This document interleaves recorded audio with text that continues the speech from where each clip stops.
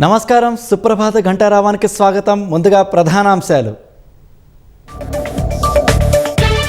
America Iran మధ్య దాదాపు ఖరారైన శాంతి ఒప్పందం. యురేనియంపై దిగి వచ్చిన టెహ్రాన్ అన్ని అంశాలపై చర్చలకు సిద్ధం. నరేంద్ర మోదీపై మరోసారి ట్రంప్ ప్రశంసల వర్షం. భారత ప్రధాని తనకు అత్యంత ప్రియనేస్తామని కితాబు.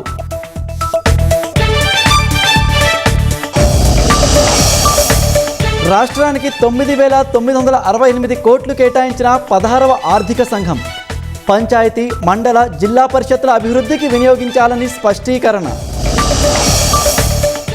రాష్ట్రంలో 65 లక్షల కుటుంబాల వివరాల నమోదు పూర్తి. జనాభా లెక్కల సేకరణలో తప్పులు రాస్తే 3 ఏళ్లు జైలు శిక్ష. నేటి నుంచి వ్యవసాయ మార్కెట్లకు కమలదళం.